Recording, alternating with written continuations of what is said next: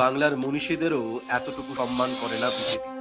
সাহিত্য সম্রাট বঙ্কিমচন্দ্র চট্টোপাধ্যায় তাকে কিনা প্রধানমন্ত্রী ভরা সংসদে সম্বোধন করছেন বঙ্কিমদা। এত উদ্ধত্ত, এত অবজ্ঞা, এটা তো চায়ের ঠেকের ভাষা। कि बंगाल की धरती से निकला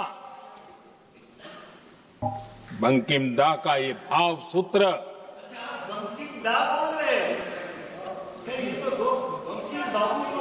बंकिम बाबू बोले। अच्छा, তবে এটা তো নতুন কিছু নয়। বিজেপি বারে বারে কুলসিত করতে চেয়েছে বাংলার প্রাণ পুরুষদের। মাঝে বাংলা কিছুটা ডিরেল হয়েছিল বামপন্থীদের দ্বারা। ফুটবল খেলা, গীতা পাঠের চেয়ে ফুটবল খেলা ভালো যারা বলছেন, তারা ওই বামপন্থী প্রোডাক্ট আর কি। বিদ্যাসাগরের মূর্তি ভেঙে বাংলা তথা ভারতকে অপমান করেছে বিজেপি। গোটা দেশের সংস্কৃতি ধ্বংসে মেতেছেন মোদী শাহ।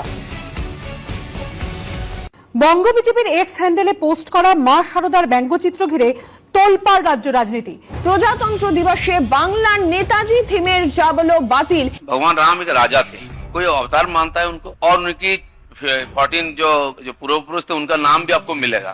दुर्गा का मिलेगा क्या? दुर्गा का मिलेगा क्या? गांधी जी ने राम राज्य का कल्पना हमको दिया है। दुर्गा पता नहीं कहाँ से आ जाते हैं।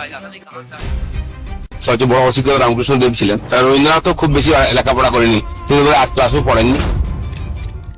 কবিগুরু রবীন্দ্রনাথ ঠাকুর ও বঙ্কিমচন্দ্র চট্টোপাধ্যায়ের ছবি রাখা হয়েছিল সুকান্ত মজুমদারের পায়ের কাছে। এটা কি শুধুই অজ্ঞতা, না একটা সুপরিকল্পিত অপপ্রচার? এই বাংলা বিরোধী বিজেপি আসলে দেশের শত্রু, বাংলার শত্রু, সমাজের শত্রু।